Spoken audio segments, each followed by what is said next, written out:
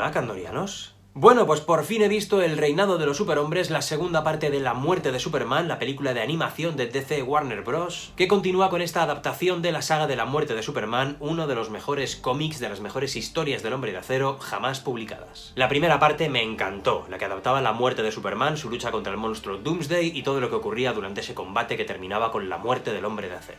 Y el hype por esta segunda parte, por El reinado de los superhombres, era enorme. ¿Habrá colmado mis expectativas? Bienvenidos, Kandorianos, vamos a descubrirlo.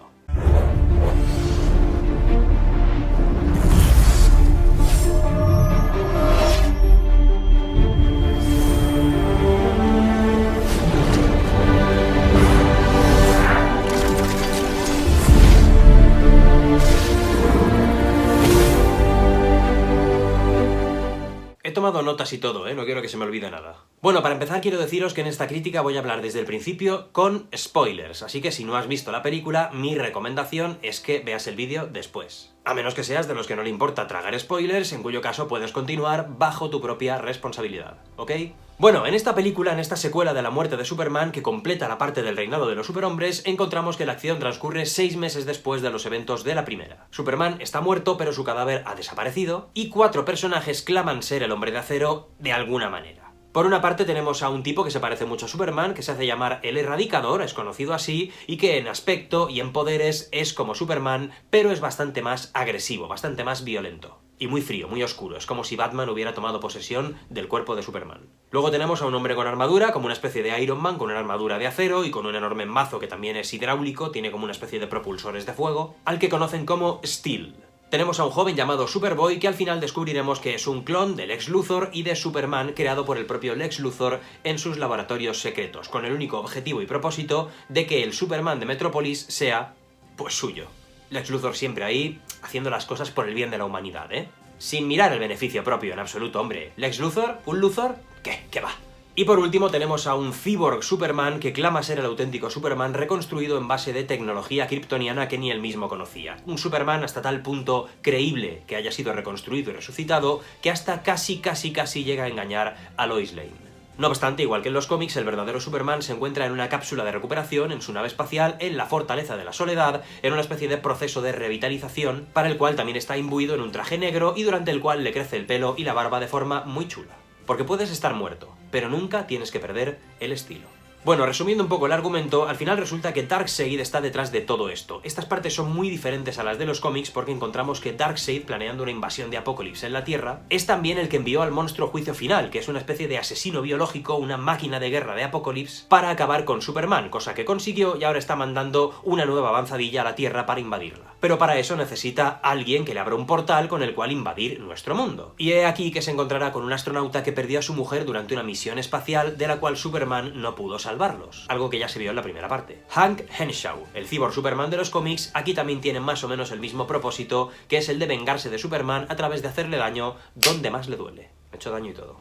Los que habéis leído el cómic sabréis que Henshaw se aliaba con Mongul, con otro villano que era el rey de Mundo Guerra, y que, bueno, pues destruían juntos la ciudad de Coast City, que era la ciudad de Green Lantern, de Hal Jordan, provocando después en los cómics una serie de consecuencias pues prácticamente cataclísmicas que desembocaban en que Jordan se transformaba en Parallax. Pero esto ya sí, eso os lo cuento en otro vídeo. Siguiendo esta nueva línea argumental, también tenemos que el cyborg Superman crea una especie de ejército de superhumanos mejorados utilizando la tecnología de Apokolips de Darkseid, cosa que terminará bastante mal para los humanos mejorados porque todos mueren después de que los efectos de todo esto sean revertidos. Ellos son los encargados de abrir el portal por el cual Darkseid quiere dominar la Tierra, pero antes, para quitar de en medio a la Liga de la Justicia, también hace que sean absorbidos por un portal y los manda a otra dimensión donde tendrán que luchar contra una serie de monstruos y de criaturas muy chungas, quedando así Batman, Flash, Wonder Woman, Martian Manhunter, Cyborg, Green Lantern, toda la Liga de la Justicia quedan atrapados sin poder hacer nada con lo que está ocurriendo en la Tierra. Lo curioso de todo es que será Lex Luthor el que consiga utilizar la tecnología propia de la Madre Caja para sacarlos de ahí y ayudar al final a todo, pero no os penséis en absoluto que Lex Luthor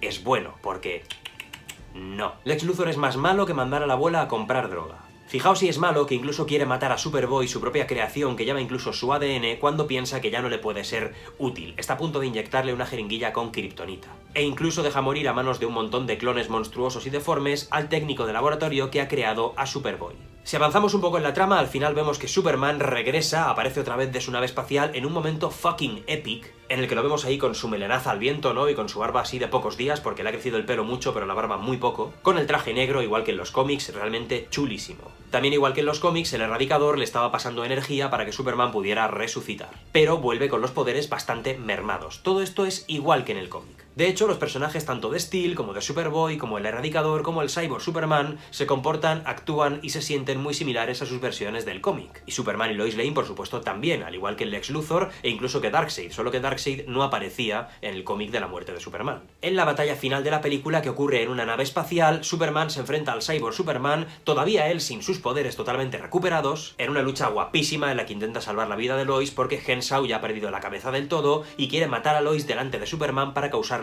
dolor, el mismo dolor que él sintió cuando su esposa murió en el espacio.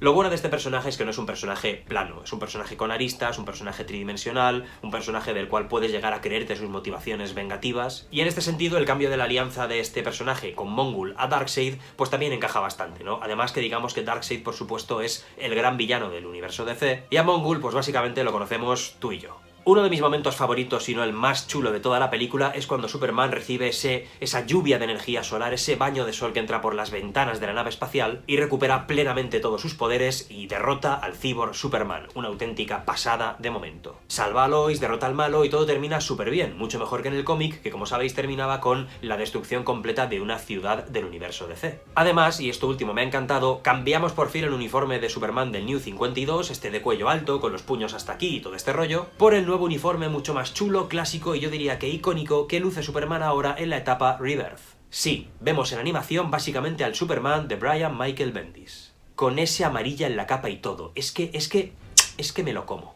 Así que esto en esencia es un punto y aparte, no un punto y seguido, a la etapa New 52 también en la animación. Esto es la continuación de este universo DC, sin dejar atrás lo que ha ocurrido, pero dando el cambio de rumbo y los nuevos argumentos que desarrollan ahora en Rebirth. Por cierto, la escena post-créditos tiene también a Lex Luthor uniéndose a la Justice League, o sea que esto promete mucho, igual que ha ocurrido en los cómics. Ahora vamos con mi crítica de la película. Os la he explicado un poco, ahora os comento qué me ha parecido. No esperéis en absoluto que Andoriano es una adaptación literal, como os he contado, de La muerte de Superman ni El reinado de los superhombres. Esto es otra cosa que va totalmente por libre, pero que utiliza algunos elementos y conceptos esenciales de aquella historia. Han dado una vuelta de tuerca al origen de Doomsday como una máquina biológica al servicio de Darkseid, han dado una vuelta de tuerca a Han Henshaw, que no se alía con Mongul, sino con Darkseid también. Han dado una vuelta de tuerca hacia un final más feliz y más dulce en el argumento, sin arrasar Coast City, dejando que todo termine un poco mejor. Por lo tanto, no creo que podamos esperar consecuencias tan devastadoras para el universo DC como sí que ocurría en la etapa de la muerte de Superman. La animación es buenísima, yo diría que mucho mejor que en la película de la muerte de Superman, la he notado mucho más fluida, mucho mejor dibujado todo incluso. Muy buenas peleas, muy buena acción, una banda sonora que no sería capaz de tararear, pero que me ha gustado mucho integrada en la película. Sin duda mi parte favorita de la peli es cuando aparece Superman, cuando aparece con su traje negro. A partir de ahí, todo ese último tramo final, que es bastante largo,